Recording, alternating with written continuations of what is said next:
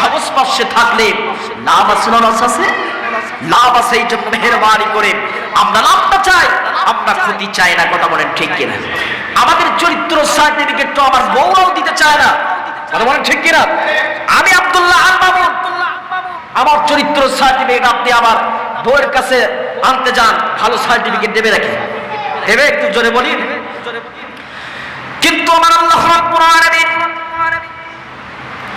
আমার রাসূলকে প্রেরণ করে দিয়ে দিলেন।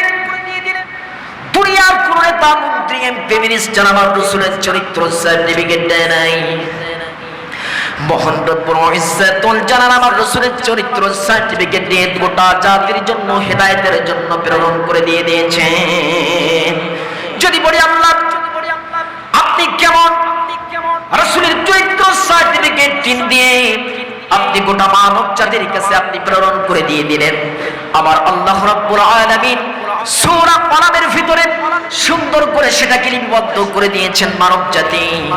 অবশ্যই তোমরা খেয়াল করো, অবশ্যই পথ আল্লাহ রাসূলের পথকে ধরো।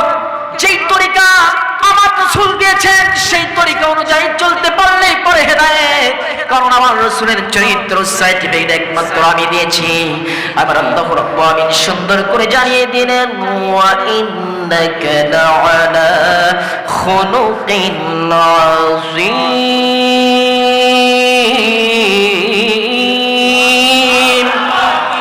আমার আল্লাহ জানিয়ে দিলেন বান্দা আমার রাসূলের চরিত্র সার্টিফিকেট কোন ছাতা মার্কা নেতা দেয় নাই, কোন নেতা মার্কা বদমাইশ মার্কা লম্পট মার্কা নেতা মন্ত্রী আমার রাসূলের চরিত্র সার্টিফিকেট দেয় নাই।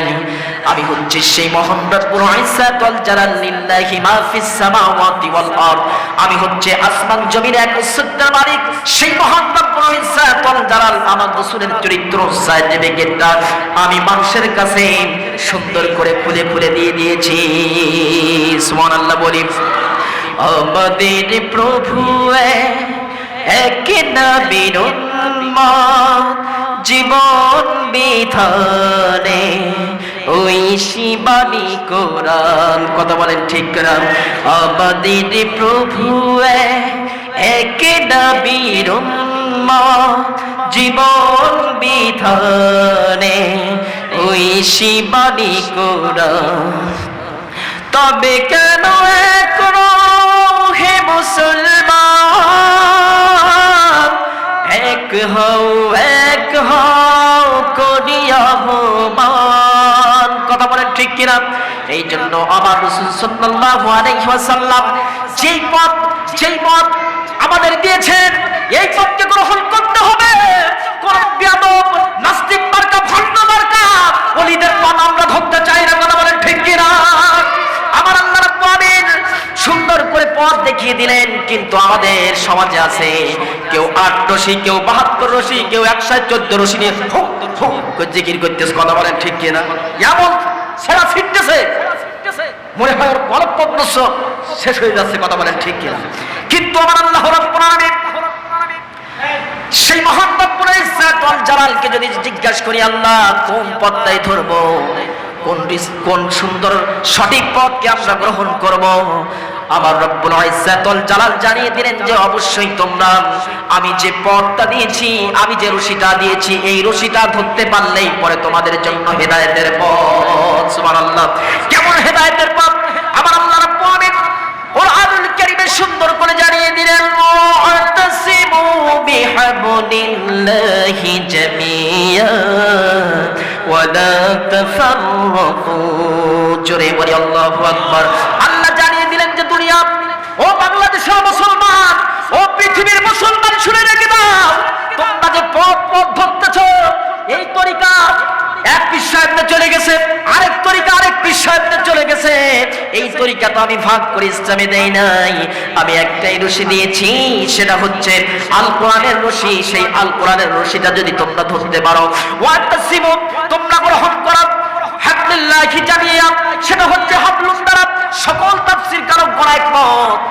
হাবলুল্লাহ দ্বারা, আর কোন বাইবেল নয়, কোন ইনজিল কিতাব নয়, বাংলাদেশের কোন ত্রিপিটক নয়। আমার রব্বুল ইজ্জাতুল জালাল সুন্দর করে জানিয়ে দিলেন সেটা হচ্ছে আর কিছু নয়, সেটা হচ্ছে আল্লাহর কোরআন। কথা বলেন ঠিক কিনা? ইমানের পথে অবিচল থেকে আমার মরণ যেন হয়, তোমারই কাছে মিনতি আমার, ও গো মহিম দয়াময়, ইমানের পথে অবিচল থেকে আমার মরণ যেন হয়। জোরে বলে আল্লাহু আকবার। এই দিন ইসলামের উপর ঈমান দিয়ে যদি আমরা টিকে থাকতে পারি, দিন ইসলামের জন্য মহব্বতে যদি জীবনটাও যদি দিতে পারি, অবশ্যই আমার রব্বুল ইজ্জাতুল জালালের কাছে সম্মানিত একটা পথ আছে না নাই? একটু জোরে চিল্লায় বলি। এই জন্য আমরা বলতে চাই, তোমরাই যারা ষড়যন্ত্র করো, ষড়যন্ত্র করে মানুষদেরকে ধর্ষণ বানাও, 50 বছর যারা কোরআনের তাফসীর করেছে, লুটতরাজ সন্ত্রাস করে ধর্ষণ মামলা দিয়ে তোমরা যারা তাদেরকে ফাঁসির কাস্টে রিমান্ডে নিয়ে তোমরা নির্যাতন করছো, শুনে রেখে দাও, অবশ্যই আমি এই বাংলাদেশের ভিতরে এমন করে দেব, তোমাদের দোষ তোমাদের কাছেই যেয়ে পড়বে। কথা বলেন ঠিক কিনা? ছোড়ার ছেলেরা এরা ধর্ষণ দিয়ে আমাদের আল্লামাকে ধর্ষণ মামলা দিয়ে 10টি বছর জেলে রেখেছে। কথা বলেন ঠিক কিনা? এরা চেয়েছিল দিন ইসলামকে ফুৎকার দিয়ে নিয়ে নেবে, কিন্তু আল্লামা তিনি জেলখানায় থাকলেও লক্ষ কোটি কোটি ইব্রাহিমের সন্তান দিন ইসলামের জন্য বাংলাদেশের গলিতে গলিতে ছায়ে গেছে। কথা বলেন ঠিক কিনা? এই জন্য তোমরা যতই সংশোধনী করো না কেন, যতই ধর্ষণ মামলা দাও না কারো, এই ধর্ষণ মামলা তোমাদের গায়ে এসে পড়বে। কথা বলেন ঠিক কিনা? দেখেন না, দেখেন না, দেখেন না, পত্র পত্রিকায় দেখলেই ধর্ষণ ছাড়া আর কেউ না। কথা বলেন ঠিক কিনা? এই জন্য মেহরবানি করে যতই সংশোধনী করো না কেন, মুসলমান একদিন না একদিন আল্লাহর কাছে আপনাকে ধরা দিতে হবে। সেদিন তো পালাতে পারবে না, সেদিন তোমাকে ধরা খেয়ে যেতে হবে। এই জন্য মেহরবানি করে আমরা দিন ইসলামের উপর অটুট থাকবো, দিন ইসলামকে নিয়ে বাঁচবো, এটাই আমাদের কাম্য। কথা বলেন ঠিক কিনা? আমি কুরআনুল কারীমের সূরাতুল হিজরের 6 নম্বর আয়াত তেলাওয়াত করেছি। কয় নম্বর? একটু জোরে চিল্লায় পড়ি। এই কোরআনটা হচ্ছে মধুর কিতাব। কথা বলেন ঠিক কিনা? এমন একটি হিদায়াতের কিতাব। যদি বলি ও হিদায়াতের কিতাব, কেমন করে মানুষকে আপনি হিদায়াত দিয়ে দেন? আল্লাহ বলতে পারবে না? অবশ্যই বলতে পারবে। আল্লাহ রাব্বুল আলামিনকে যদি বলি আল্লাহ কেমন হিদায়াত দিয়া আপনি মানুষদেরকে জান্নাতের পথ, হিদায়াতের পথ, এই পথে আপনি চালিত করবেন, মহান রব্বুল ইজ্জাতুল জালাল সুন্দর করে জানিয়ে দিলেন, আলিফ লাম রা কিতাবুন আনজালনাহু ইলাইকা লিতুখরিজান নাস মিনাজ যুলুমাতি ইলান নূর।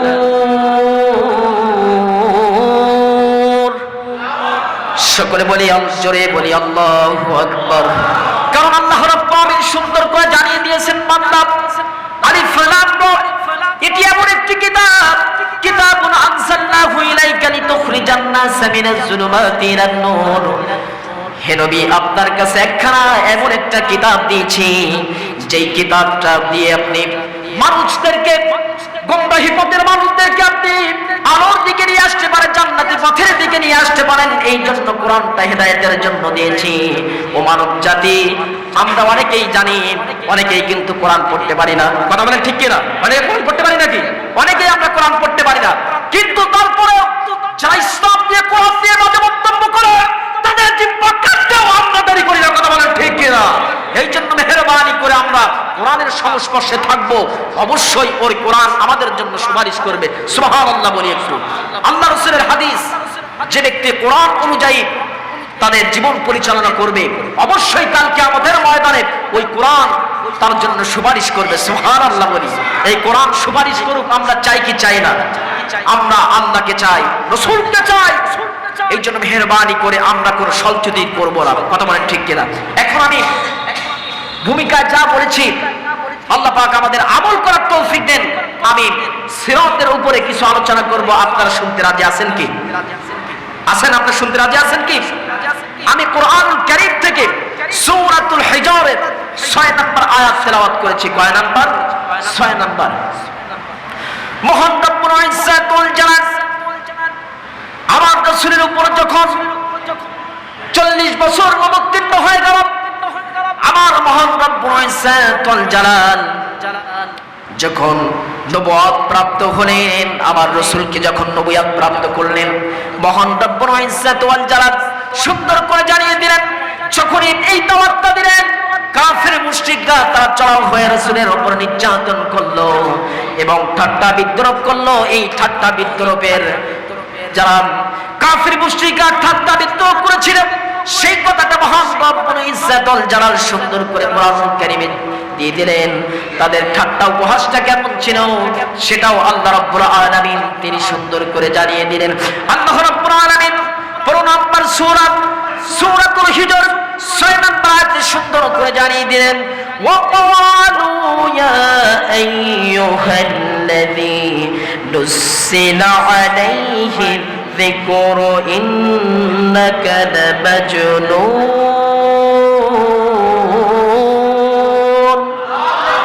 আরো জোরে চিল্লায় বলি আল্লাহু আকবার।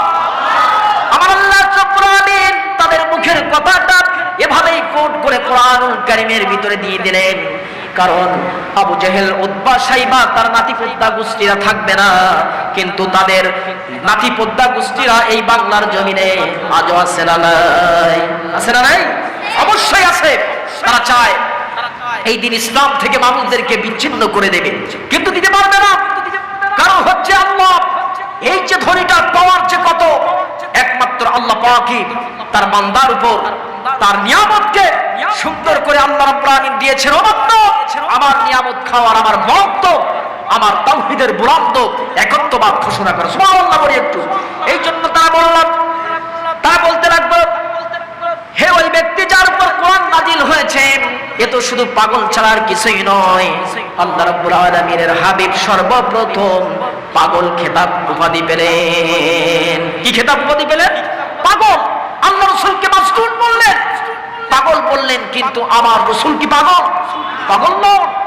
আমার রাসূলের এত সুন্দর চরিত্র, যেই চরিত্র বনিয়ানে মানব জাতি আমার রাসূলের সংস্পর্শে এসেছে, হিদায়াত নিয়ে, কোরআন দিয়ে জান্নাতে চলে গেছে। সুবহানাল্লাহ বলি একটু। কেমন রাসূল ছিলেন? নবী করিম সাল্লাল্লাহু আলাইহি ওয়াসাল্লাম মক্কা বিজয়ের পরে আমার রাসূল এক জায়গায় কিছু সাহাবীদেরকে নিয়ে বসেছিলেন। হঠাৎ করে আমার রাসূল সাল্লাল্লাহু আলাইহি ওয়াসাল্লামকে দেখে কিছু শ্রীলঙ্কার যুবক দূর থেকে সর্বপ্রথম আমার রাসূলকে গালি দিয়ে দিল। আমার রাসূলকে যখন গালি দিল, আমার রাসূল কোনো কিছু মনে করলেন না, এবং যখন আমার আল্লাহ যিনি হচ্ছেন লিল্লাহি মা ফিস সামাওয়াতি ওয়াল আরদ, যিনি হচ্ছেন আসমান জমিনের একচ্ছত্রের মালিক, সেই আল্লাহকে যখন গালি দিল, আমার রাসূলের মেজাজটা গরম হয়ে গেল। ওই সন্তান, ওই যুবকেরা আমার আল্লাহকে যখন গালি দিল, আমার রাসূলের কলিজার ভিতরে লাগলো, কিন্তু আমাকে যখন গালি দিল, এত রহমাতাল লিল আলামিন নবী তখন তিনি কিচ্ছু বলেন নাই। আমার রাসূল সাল্লাল্লাহু আলাইহি ওয়াসাল্লাম সাহাবীদেরকে বললেন, ও সাহাবায়ে কিরাম, তোমরা যাও ওই যুবক কয়টারে তোমরা ধরে আমার সম্মুখে নিয়ে আসো। কিছু সাহাবায়ে কিরাম তারা চলে গেল ওই ইহুদি কাফেরদেরকে ধরতে, ওই ইহুদি যুবকদেরকে ধরতে গেলেন। যাওয়ার পরে তারা দৌড়ে পলায়ন করলো, কিন্তু একজন যুবক, তার নাম হচ্ছে মাহাজুর, নামকে একটু জোরে চিল্লায় বলি, মাহাজুর। এই মাহাজুরকে ধরলেন, ধরাশায়ী করলেন। সাহাবায়ে কিরাম এমন বেগে ধরলেন, আমার রাসূল বুঝতে পারলেন যে ওই সন্তানকে মনে হয় প্রহার করবেন। এত সুন্দর চরিত্রের মানুষ, এমন সুন্দর চরিত্রওয়ালা নবী, যার উপর আমার রাসূল আল্লাহ আমার মহান রব্বুল ইজ্জত ওয়াল জালাল তার রাসূলের উপর কোরআনটাই নাযিল করেছেন, কিন্তু কোরআনটা কি ভারী না পাতলা? একটু জোরে চিল্লায় বলি, ভারী। এমন একটা সুন্দর ভারী কিতাব নাযিল করে দিলেন। আমার আল্লাহ বললেন, এই কোরআনটা যদি আমি পাহাড় পর্বতে নাযিল করতাম, অবশ্যই এই পাহাড় চূর্ণ বিচূর্ণ হয়ে যেত। কথা বলেন ঠিক কিনা? এই জন্য মেহেরবানি করে এই ভারী জিনিসটা আমার আল্লাহ রাব্বুল আমিন আমার রাসূলের পক্ষে দিয়েছেন। এরপরও আমার আল্লাহ বললেন যে ওমা আরসালনাকা ইল্লা রাহমাতাল লিল আলামিন, অবশ্যই আমার রাসূলকে এই দুনিয়ায় প্রেরণ করেছি রহমত স্বরূপ। সুবহানাল্লাহ বলি একটু। আমার রাসূল জানিয়ে দেন, সাহাবায়ে کرام তোমরা ক্ষিপ্ত হয়ে না, কারণ এই সাহাবী এই ইহুদি তোমরা তাকে মেরো না, তার গায়ে যেন টাচ করো না, ধরার পরে আমার কাছে নিয়ে আসো। আমার রাসূল সাল্লাল্লাহু আলাইহি ওয়াসাল্লাম ওই ইহুদি যুবকটা যখন সম্মুখে আসলো, আসার পরে আমার রাসূল সাল্লাল্লাহু আলাইহি ওয়াসাল্লাম তিনি বললেন, যে যুবক, সর্বপ্রথম তোমরা আমাকে গালি দিয়েছো, কিন্তু আমি কিছুই বলি নাই, আমার মন খারাপ হয় নাই, কিন্তু আমার আল্লাহকে যখন গালি দিয়েছো আমি সহ্য করতে পারলাম না। হে যুবক, কেন গালি দিয়েছো? মুসলিম শরীফের হাদিসের ভিতরে আল্লাহ রাসূল সুন্দর করে বর্ণনা করে দিয়ে দিলেন। আমার রাসূল সাল্লাল্লাহু আলাইহি ওয়াসাল্লাম মৃদু আঘাত করে ওই সন্তানের মাথার চুলটা আলতো করে ধরলেন। আস্তে করে ধরার পরে আমার রাসূল জানিয়ে দিলেন, যে যুবক, আমি তোমার পা থেকে মাথা পর্যন্ত একটা জায়গায় আমি টাচ করব না, একটা জায়গায় তোমার প্রহার করব না, কিন্তু একটা শাস্তি তোমাকে আমি দেব। সেই শাস্তিটা হচ্ছে, তোমাকে আমি যে বাক্যগুলো পড়ব, যেই বাক্যগুলো আমি বলবো, সেই বাক্য আমার পড়ার সাথে সাথে তোমাকে পড়তে হবে। আমার রাসূল সাল্লাল্লাহু আলাইহি ওয়াসাল্লাম ওই যুবককে আযানের বাক্যগুলো শোনায় দিলেন। কোন বাক্যগুলো? আল্লাহু আকবার, আল্লাহু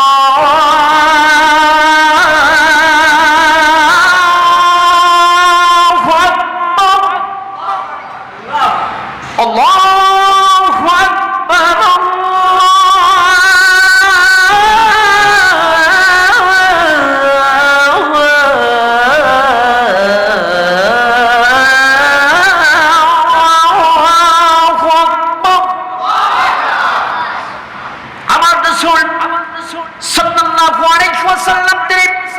আযানের বাক্যগুলো যখন শুনিয়ে দেওয়া হলো, আবার রাসূল সাল্লাল্লাহু আলাইহি ওয়াসাল্লাম তিনি যখন বললেন, হে যুবক বলো আল্লাহু আকবার, ওই যুবকটা মাহাজুর তিনি বললেন আল্লাহু আকবার।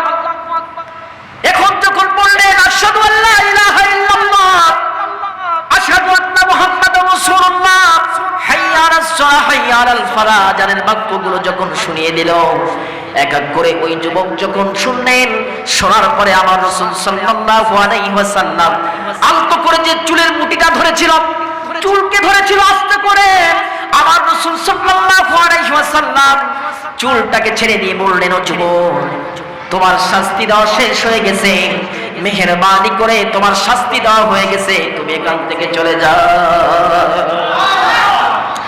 আমার রাসূল সাল্লাল্লাহু আলাইহি ওয়াসাল্লামকে যখন আমার রাসূল সাল্লাল্লাহু আলাইহি ওয়াসাল্লাম ওই যুবককে যখন পাঠিয়ে দিলেন, আমার রাসূল সাল্লাল্লাহু আলাইহি ওয়াসাল্লাম দেখতে পাইলেন ওই যুবকের চোখ দিয়ে টপ টপ করে পানি পড়তেছে। কারণটা কি? আমার রাসূল সাল্লাল্লাহু আলাইহি ওয়াসাল্লাম বললেন, ও যুবক, আমার সাহাবীকে নিষেধ করেছি যেন তোমার গায়ে প্রহার না করতে, আমি তো তোমার গায়ে প্রহার করিনি, কারণ তুমি এখন ফুপিয়ে ফুপিয়ে কান্নাকাটি করছো, কারণটা কি বুঝি না তো। তখন ওই যুবক বলছেন, ইয়া রাসূলুল্লাহ, ইয়া হাবিবাল্লাহ, আপনি তো কোনো সাধারণ মানুষ নয়, আপনি হচ্ছেন রাহমাতাল লিল আলামিন, আপনি তো এই পৃথিবীর মহামানুষ, আপনি তো রহমত ওয়ালা নবী, আপনার এত সুন্দর ব্যবহার, এই ব্যবহার দেখে আমি আর সহ্য করতে পারলাম না। ওই যুবক বললেন, ইয়া রাসূলুল্লাহ, ইয়া হাবিবাল্লাহ, আপনি যখন আমাকে এই আযানের বাক্যগুলো শোনাচ্ছেন, এই আযানের ধ্বনিটা আমি শুধু মুখে উচ্চারণ করি নাই, মুখে উচ্চারণ করেছি আর কান দিয়ে অন্তরের ভিতরে আমার গেঁথে গেছে। তাহলে এই আল্লাহর বরাত দুনিয়া অনেকেই দেখা যায় যে আল্লাহকে কটূক্তি করেও তারা পার পেয়ে যায় এবং তারা আলেম ওলামাদেরকে ধ্বংস করে ধর্ষণ মামলা দিয়ে এই বাংলাদেশ থেকে উৎখাত করতে চায়। কিন্তু আলেম ওলামা কোরআনকে ধরেছে, এই কোরআন নিয়ে বাঁচতে হবে, কোন নাস্তিক তাদের কোনো প্রশ্রয় দেবে না। এই জন্য মেহেরবানি করে কোরআনকেই ধরতে হবে। এই কোরআনটাই হচ্ছে হিদায়াতের কিতাব। আল্লাহ রাব্বুল আলামিন সুন্দর করে জানিয়ে দিলেন যে ও বান্দা তোমরা মুমিন মুত্তাকি। কেমন করে তোমরা মুমিন মুত্তাকি হবে? আল্লাহ রাব্বুল আলামিন কোরআনুল কারীমের ভিতরে সুন্দর করে সেটাকে লিপিবদ্ধ করে দিয়ে দিলেন। তিনি বললেন যে আল্লাযীনা ইউমিনুনা বিল গায়বি ওয়া ইউকিমুনাস সালাত ওয়া মিম্মা রাযাকনাহুম ইনফিকুন।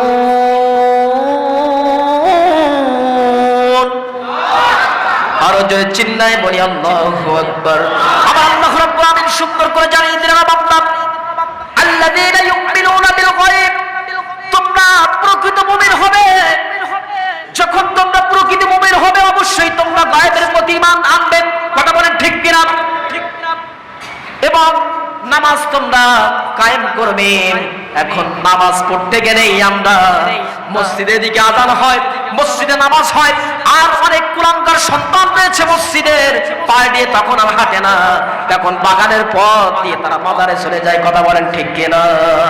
এই জন্য আল্লাহ রাব্বুল আলামিন সুন্দর করে তাদেরকে ইন্ডিকেট করে বললেন যারা দুনিয়ার জিন্দেগিতে যারা আল্লাহর ঘরে সিজদা দেয় নাই, আল্লাহর জন্য সিজদা দেয় নাই, মহান রব্বুল ইজ্জাতুল জালাল সুন্দর করে জানিয়ে দিলেন يوم يخشف عن ساق ويدعون إلى السجود। আল্লাহ পাক জানিয়ে দিলেন কাল কিয়ামতের ময়দানে যখন এই পৃথিবী যারা নামধারী কুলাঙ্গার মুসলমান রয়েছে, তার পিতা মুসলমান তাই ও মুসলমান। কথা বলেন ঠিক কিনা? এরপরে যখন মসজিদের পা দিয়ে চলে যায় নামাজের দিকে দমকে আর তাকিয়ে দেখে না, আমার আল্লাহ রাব্বুল আলামিন কাল কিয়ামতের ময়দানে বলবে ইয়াউমা ইয়াকশাফু আন সাকি ওয়া ইদআউনা ইলা সুজুদ, আমার সামনে একটু সিজদা দিয়ে দেখিয়ে দাও। তখন তারা সিজদা দিতে পারবে না। আমরা তক্তা আছে না, তক্তা ফ্রাই করি, গাছ ফ্রাই করি তক্তা, এই তক্তার মতো তাদের পিঠটা সোজা হয়ে যাবে, সিজদা দিতে পারবে না। অবশ্যই তারা লাঞ্ছিত বঞ্চিত সেই দিন আল্লাহর দরবারে তারা হয়ে যাবে। এই জন্য আমরা কোরআনকে ধরবো, ইসলামকে ধরবো, নামাজকে ধরবো। এই নামাজের মাধ্যমে আল্লাহর সাহায্য আছে না? এই জন্য সাহায্য চাইতে হবে আল্লাহর কাছে নামাজের মাধ্যমে, সেই আল্লাহ হিদায়াত দিয়ে দেবেন। আল্লাযীনা ইউমিনুনা বিল গায়বি ওয়া ইয়াকিমুনাস সালাত। তাহলে এই নামাজটা প্রতিষ্ঠা করতে পারলেই পরে সমাজের ভিতরে নামাজ কায়েম হয়ে যাবে। এখন নামাজ কেমন করে কায়েম হবে? আপনি যদি দোকানে বসে কাছের আড্ডায় পড়ে থাকেন, আপনি যদি টিভির সিরিয়ালে পড়ে থাকেন, আপনি যদি অপকর্মের সাথে লিপ্ত থাকেন, আপনি যদি যারা শয়তানের মতবাদ গ্রহণ করতে চায় এদেরকে নিয়ে আপনি দলমত করে আপনি চলতে চান, আপনি নামাজ পড়লেন না, কিভাবে এই নামাজটা কায়েম হবে? কথা বলেন ঠিক কিনা? আপনারা যদি মসজিদে এসে 5 ওয়াক্ত 5 বার আল্লাহর সিজদায় যেতে চান, যদি আপনারা যান, অবশ্যই আল্লাহ রাব্বুল আলামিন অবশ্যই হিদায়াতের পথ দেখিয়ে দেবেন। বান্দা যখন সিজদা দেয় ওয়াসজুদ ওয়াক্তারিব, সিজদা দাও আর আমার নিকটবর্তী হয়ে যাও। এই জন্য সিজদা আমাদের দিতেই হবে আল্লাহর দরবারে। যদি সিজদা আমরা দিতে পারি নামাজ প্রতিষ্ঠা হয়ে যাবে, 1 সেকেন্ডও লাগবে না। কথা বলেন ঠিক কিনা? আজ আমরা যতই মাথা কালো করি না কেন, কপাল কালো করি না কেন, আমাদের ফায়সা কাজ থেকে বিরত রাখতে পারবে না যতক্ষণ না পর্যন্ত এই রাষ্ট্র ধর্মে ইসলাম, এই ইসলামের উপরে আর কোন ধর্ম নেই। কোরআন থাকবে, ইসলাম থাকবে, দেশের ভিতরে আল্লাহ রাব্বুল আলামিন আকাশ খুলে তার রহমত কল্যাণ নাজিল করবেন। কথা বলেন ঠিক কিনা? এই জন্য আমরা চাই একদল সুদ ঘুষ জেনা বেবিচারে আমরা কাটিয়ে দিচ্ছি সময়টা, কথা বলেন ঠিক কিনা? যখনই আপনি কোরআনের কথা বলছেন, এটা হলো মৌলবাদের কিতাব, এটা হচ্ছে মৌলবাদী, এই মৌলবাদী বলে গালি দিচ্ছে। আমার আল্লাহ রাসূল সাল্লাল্লাহু আলাইহি ওয়াসাল্লাম এই গালি পর্যন্ত নিয়েছেন, কথা বলেন ঠিক কিনা? আমরা তো শুধু মার্কা মুসলমান, কথা বলেন ঠিক কিনা? এই জন্য আমরা ডুবলেই হবে না, আল্লাহর উপর ইস্তেকামত থেকে দিনকে গ্রহণ করব। দিন নিয়ে যদি আমরা বাঁচি, অবশ্যই আল্লাহ পাকের দরবারে আমাদের সম্মান আছে না নেই? অবশ্যই সম্মান দেখে নিয়েছেন মহান রব্বুল ইজ্জত ওয়াল জালাল। সেই মহান রব্বুল আলামিনের প্রশংসা আমরা করতে চাই। আলহামদুলিল্লাহি রাব্বিল আলামিন, জোরে বলুন আল্লাহু আকবার। সমস্ত প্রশংসা করবটা কার? নবী করিম সাল্লাল্লাহু আলাইহি ওয়াসাল্লাম ওই যুবককে যখন ছেড়ে দিলেন, যুবকটা চোখ দিয়ে টপ টপ করে যখন পানি বাহির করা শুরু করে দিয়ে দিল, আমার রব্বুল ইজ্জত ওয়াল জালাল, মহান রব্বুল ইজ্জত ওয়াল জালাল সুন্দর করে জানিয়ে দিলেন যে, ও রাসূল সাল্লাল্লাহু আলাইহি ওয়াসাল্লাম, আপনাকে কঠিন করে পাঠাই নাই, রহমত দিয়ে পাঠিয়েছি। দেখুন কত প্রকার, কত সুন্দর করেছে মহান রব্বুল ইজ্জত ওয়াল জালালের সেই মহান ব্যক্তি যাকে রাসূল করে পাঠিয়ে দিয়েছেন আমার রাসূল সাল্লাল্লাহু আলাইহি ওয়াসাল্লাম। তিনি বললেন যে, একটু আমরা জিকির করি, আল্লাহ আল্লাহ জাফো মন জাফো, আল্লাহ আল্লাহ আল্লাহ আল্লাহ জাফো মন জাফো, আল্লাহ আল্লাহ। জীবন হবে ফুলে ফুলে নূরে উজালা, আল্লাহ আল্লাহ জাফো মন জাফো, আল্লাহ।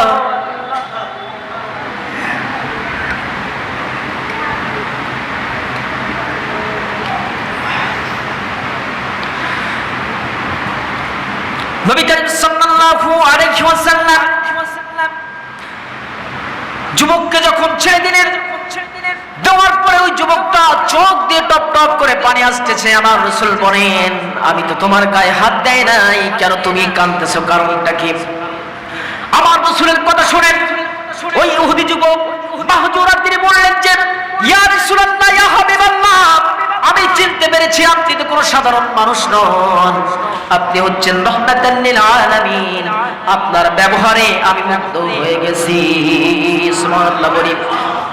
তখন ওই যুবক বলতেছে, ইয়া রাসূলুল্লাহ, ইয়া হাবিবাল্লাহ, আপনি যখন আযানের বাক্যগুলো আপনি আমাকে শোনাচ্ছেন, আপনি যখন আমাকে শুনিয়ে দিচ্ছেন, তখন আমি শুধু মুখে পড়তেছি না, আমার কান দিয়ে শুনে আমার অন্তরের ভিতরে আবার ধাক্কা দিচ্ছে। ইয়া রাসূলুল্লাহ, ইয়া হাবিবাল্লাহ, আপনি আমার কান বিরক্ত করেন না, অবশ্যই আপনি আমাকে কালিমার অমিয় সুধা পানি আপনি আমাকে পান করিয়ে দিয়ে দিন। আশহাদু আল্লা ইলাহা ইল্লাল্লাহু ওয়া আশহাদু আন্না মুহাম্মাদান আবদুহু ওয়া রাসূলুহু। সুবহানাল্লাহ বলি। আমার রাসূল সাল্লাল্লাহু আলাইহি ওয়াসাল্লাম এই কালিমার অমিয় মানিটা ওই যুবককে যখন পাঠ করিয়ে শুনিয়ে দেওয়া হলো, ওই যুবকটা রাসূল সাল্লাল্লাহু আলাইহি ওয়াসাল্লামকে বললেন, ইয়া রাসূলুল্লাহ, ইয়া হাবিবাল্লাহ, আমি আর বাড়ি যেতে চাই না, আপনার দরবারে অবশ্যই আপনি আমাকে নিয়ে যান।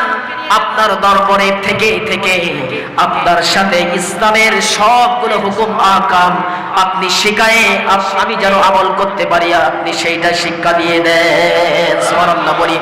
এই জন্য যখন এই কথা বললেন, আল্লাহ রাসূল যুবককে বললেন, ও যুবক, তুমি তোমার গোত্রে চলে যাও, গোত্রে যে এই কালিমার অমিয় সুধাটা মানুষের কাছে প্রচার করো। হযরতে সাহাবী মাহজুরা রাদিয়াল্লাহু তাআলা আনহু তিনি তার গোত্রে যখন চলে গেলেন, যাওয়ার পরে গোত্রের লোকদেরকে ডাক দিয়ে বললেন, ও গোত্রের লোকেরা, তোমাদের তো ব্যবহার আর আমার রাসূলের ব্যবহার, যেই রাসূলকে আমি গ্রহণ করেছি, জীবনের চেয়ে আমার রাসূলকে আমি ভালোবেসেছি, এই রাসূলকে আমার অন্তরের ভিতরে রাখবো, কখনো কোনোদিন ছেড়ে এই জন্য আমরা রাসূলকে, রাসূলের মহব্বত, প্রেম, ভালোবাসা, তার আনুগত্য আমরা ছাড়তে যাব না। কথা বলেন ঠিক কিনা? আমরা গ্রহণ করে নেব। তার যে প্রেম ভালোবাসা রয়েছে গ্রহণ করতে পারলেই হিদায়াত দেবেন কে? একটু জোরে চিল্লায় বলি। অবশ্যই আমার আল্লাহ রাব্বুল আলামিন সুন্দর করে হেদায়েত দিয়ে দিবেন। ও মানব জাতি, হেদায়েত গ্রহণ করো আর জান্নাতের ভিতরে চলে যাও। সুবহানাল্লাহ বলি। ইমাম হযরত মাহজুরা রাদিয়াল্লাহু তাআলা তিনি ডাক দিয়ে বললেন, ও মানব জাতিরা শুনে রাখো, আমি একজনের কাছে আমি কালিমার অমীয় বাণীটা পাঠ করেছি। এই অমীয় বাণীটা এত সুন্দর বাণী, যেই বাণীটা তেলাওয়াত করে আমার বারবার মন চাচ্ছে আমি রাসূলের দরবারের দিকে আমি ছুটে চলে যাই। হযরত মাহজুরা রাদিয়াল্লাহু তাআলা এই ঘটনাগুলো জাতির কাছে পেশ করলেন। জাতির আল্লাহু আকবার বললেন। সুবহানাল্লাহ বলি একটু। এই আল্লাহু আকবারের ধ্বনি, এই আল্লাহু আকবারের প্রশংসা, আল্লাহু আকবারের এই তাওহীদের বাণী নিয়ে অনেকেই আমরা ব্যঙ্গ কটূক্তি করে কথা বলেন ঠিক কিনা? কিন্তু আমার আল্লাহ রাব্বুল আলামিন জানিয়ে দিলেন যে ও মানব জাতি, তোমরা একমাত্র যদি তাকবীর ধরে দাও, নাম যদি করতে হয় পৃথিবীর কোন মানুষের নয়, রব্বাকা ফাকাব্বির, তাকবীর দাও, আমার সান্নিধ্য লাভ করো। সুবহানাল্লাহ বলি। এই জন্য তাকবীরের ভিতরে আমরা তাওহীদের গন্ধ খুঁজে পাই। সুবহানাল্লাহ বলি। এই জন্য এই তাকবীরটা আমাদের হৃদয়ের একটা তাকবীর। কথা বলেন ঠিক কিনা? এই জন্য এটাকে আমরা গ্রহণ করব। এই গ্রহণ করতে পারলেই পরে হেদায়েত। সুবহানাল্লাহ বলি। এই কথা যখন শুনলেন হযরত মাহজুরা রাদিয়াল্লাহু তাআলার কাছ থেকে, যখন এই কথাটা যখন শুনলেন, শোনার পরে মানুষেরা পড়ে নিলেন লা ইলাহা ইল্লাল্লাহু মুহাম্মাদুর রাসূলুল্লাহ। সুবহানাল্লাহ বলি। এই জন্য ইসলামের উপরে আপনি থাকবেন, আপনার ব্যবহারটা যদি ভালো হয় অবশ্যই মানুষেরা আপনার কাছে চলে আসবে, আপনার ব্যবহার দেখে ইসলামের কথাগুলো শুনবে। কিন্তু আপনি যদি নরম প্রকৃতির না হয়ে আপনার দিলটা যদি কঠিন হয়ে যায়, আপনার যদি ব্যবহারটা খারাপ হয়ে যায়, আর আপনি যদি ইসলামকে আপনি প্রচার প্রসার করার জন্য মানুষের কাছে আসেন, আপনার এই দিন ধর্মকে গ্রহণ করার জন্য কোনো মানুষ আসবে? আসবে? আসবে না। এই জন্য আপনার চরিত্রটা হতে হবে আল্লাহ রাসূলের মতন, আপনার মনটা হতে হবে রাসূল সাল্লাল্লাহু আলাইহি ওয়াসাল্লামের মনের মতো, আপনার দিল হতে হবে আমার রাসূলের দিলের মতো। সুবহানাল্লাহ বলি একটু। আর আপনি যদি মানুষের সাথে কঠোর হন, আপনি কি করবেন? আপনার দিকে কেউ তাকায় দেখবে না। আপনার দিন ইসলামের ধর্ম, এই ধর্মকে তার অমীয় বাণী কেউ শুনবে না। কারণ আপনাকে হে রাসূল, আপনাকে আমি পাঠিয়েছি রহমত দিয়ে, কল্যাণ দিয়ে মানুষের কাছে ছেড়ে দিয়েছি। সুবহানাল্লাহ। চোর ডাকাতদের আমি পাঠাই নাই, আমি দারোগা পুলিশ দিয়ে করে আপনাকে পাঠাই নাই, আপনাকে রহমত দিয়ে পাঠিয়েছি। আপনি মানুষদেরকে হেদায়েত দিয়ে, নরম ভাষায় আপনার ব্যবহার দিয়ে আপনি ইসলামের পথে নিয়ে আসেন। সুবহানাল্লাহ বলি। এই জন্য রাসূল সাল্লাল্লাহু আলাইহি ওয়াসাল্লাম কেমন মানুষ ছিলেন? আমার রাসূল সাল্লাল্লাহু আলাইহি ওয়াসাল্লাম এত নরম প্রকৃতির ছিলেন। আমার রাসূল সাল্লাল্লাহু আলাইহি ওয়াসাল্লামের একজন সাহাবী ছিল, নাম তার হযরত আনাস রাদিয়াল্লাহু তাআলা। এই আনাস রাদিয়াল্লাহু তাআলা ছোট্টবেলায় রাসূল সাল্লাল্লাহু আলাইহি ওয়াসাল্লামের খেদমতে তিনি আসলেন। 8 বছর মত ধরে 10টি বছর আমার রাসূলের খেদমত করে গেছে। যখন খেদমত করলেন, করার পরে আমার রাসূল সাল্লাল্লাহু আলাইহি ওয়াসাল্লাম তার ব্যবহারে এত মুগ্ধ হয়ে গেল। যখন আমার রাসূল সাল্লাল্লাহু আলাইহি ওয়াসাল্লাম যখন তিনি মৃত্যুর শয্যায় একবার বেহুশ হয়ে যাচ্ছে, তার অন্তিম সময় একবার হুঁশ হয়ে আসতেছে, তখন আমার রাসূল সাল্লাল্লাহু আলাইহি ওয়াসাল্লাম চোখ দিয়ে টপ টপ করে পানি পড়তেছে। আবু বকর জিজ্ঞেস করলেন, ইয়া রাসূলুল্লাহ, ইয়া হাবিবাল্লাহ, আপনি কান্নাকাটি করেন কেন? আমরা তো বুঝি না আপনি কাঁদেন কেন? আপনার এই কান্না আমরা সহ্য করতে পারছি না, এই মুহূর্তটা আমরা সহ্য করতে পারছি না। তখন একটা সাহাবীর নাম করেছিল, সেই সাহাবীটার নাম হচ্ছে হযরতে আনাস রাদিয়াল্লাহু তাআলা আনহু। এত নরম প্রকৃতির, এত ব্যবহার, এত কল্যাণ দুনিয়ারে আসমানের নিচে আর ছিল না। এখন তার চরিত্র, তার আদর্শ যদি আমরা গ্রহণ করতে পারি, অবশ্যই আল্লাহ পাক আমাদেরকে হেদায়েত দিয়ে তার জান্নাত দিয়ে দিবেন। সুবহানাল্লাহ বলি। যখন হযরত আনাস রাদিয়াল্লাহু তাআলা খিদমত করে গেছেন রাসূল সাল্লাল্লাহু আলাইহি ওয়াসাল্লামকে, আমার রাসূল ডাক দিয়ে বললেন যে ও আমার সাহাবায়ে کرام, আমি কাঁদতেছি এই কারণে 8টি বছর মতান্তরে 10টি বছর আমার আনাস খিদমত করেছে, সেই আনাসকে আমার চোখের সামনে আমি দেখতে পাচ্ছি না। কান্নাকাটি করা শুরু করে দিলেন আল্লাহর রাসূল। কাঁদতে কাঁদতে অস্থির হয়ে গেল। আমার রাসূল ডাক দিয়ে বললেন যে আমার সাহাবায়ে کرام, একটাবার তুমি অবশ্যই আমার সাহাবী হযরত আনাসকে তুমি ডেকে নিয়ে আসো। কোথায় আমার আনাস চলে গেল? আনাসকে খুঁজতে খুঁজতে খুঁজতে খুঁজতে দেখা গেল যে একটা গর্তের ভিতরে আনাস রাদিয়াল্লাহু তাআলা কাঁদতে কাঁদতে অস্থির হয়ে গেল। তার দাড়ি বেয়ে বেয়ে মুখটা পানিতে ভিজে গেল, তার চোখের পানিতে। আবু বকর ওমর দেখতে পাইলেন আনাস রাদিয়াল্লাহু তাআলা কাঁদতে কাঁদতে অস্থির হয়ে গেল। এই কান্নাকাটি করা যখন শুরু করলাম, সাহাবায়ে کرام দেখতে পাইলেন ও আনাস তুমি কাঁদো কেন? আর আমার রাসূলের অন্তিম সময় কেন তুমি দূরে দূরে থাকো? কারণটা কি আমি বুঝি না, আমরা তো বুঝতে পারতেছি না। আমার রাসূল কি 8 বছর মতান্তরে 10টি বছর খিদমত করেছো, আমার রাসূল কি তোমার মনে কষ্ট দিয়েছে? কোন কষ্ট বেদনা দিয়েছে নাকি? তিনি বললেন যে না। হযরত আনাসকে এক হাত একজন সাহাবী ধরলেন, আরেক সাহাবী আনাসের হাতটা ধরে রাসূল সাল্লাল্লাহু আলাইহি ওয়াসাল্লামের কাছে নিয়ে আসলেন। যখনই কাছে নিয়ে আসলেন, নামাজ পড়ে আনাসের দিকে আমার রাসূল তাকায়। তাকাইতে তাকাইতে আমার রাসূল সাল্লাল্লাহু আলাইহি ওয়াসাল্লাম ভেউ ভেউ করে কান্নাকাটি করা শুরু করে দিলেন। আল্লাহু আকবার। যখন আমার রাসূল সাল্লাল্লাহু আলাইহি ওয়াসাল্লাম যখন কাঁদলেন, আনাস রাদিয়াল্লাহু তাআলা তিনিও ঠিক থাকতে পারলেন না। তিনি বললেন, তিনিও ভেউ ভেউ করে উচ্চ স্বরে আল্লাহর রাসূলের সামনে কান্নাকাটি করা শুরু করে দিলেন। চোখ দিয়ে বেয়ে বেয়ে পানি পড়ে। আমার রাসূল ডাক দিয়ে বলেন, ও আনাস, আমাকে তুমি 8 বছর মতান্তরে 10টি বছর খিদমত করেছো, কখনো কি কোনোদিন তোমার মনে কষ্ট দিয়েছি নাকি? আল্লাহু আকবার।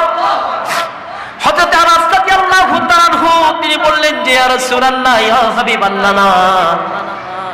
যখন এই কথা বললেন তখন আল্লাহর রাসূল ডাক দিয়ে বললেন, ও আমার সাহাবী কলিজার টুকরা আনাস, তাহলে আমার এই অন্তিম সময় তুমি কেন দূরে দূরে থাকো?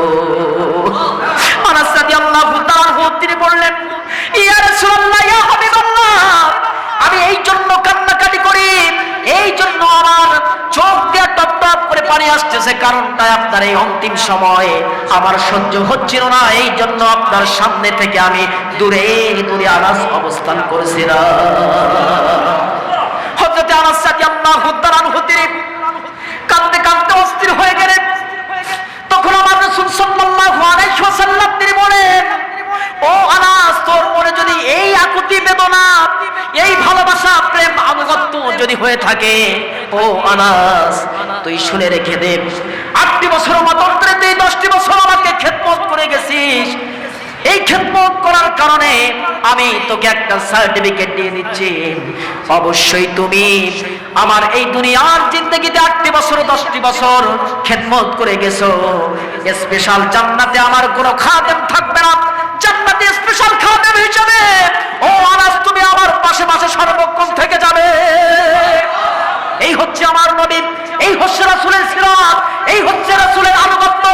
এই আনুগত্য আমরা মানতে পারলেই পরে আমরা অবশ্যই হেদায়েত পাবো। এই জন্য একটাই হেদায়েতের মানব, সেই হচ্ছে আমার রাসূল আর কোরআন।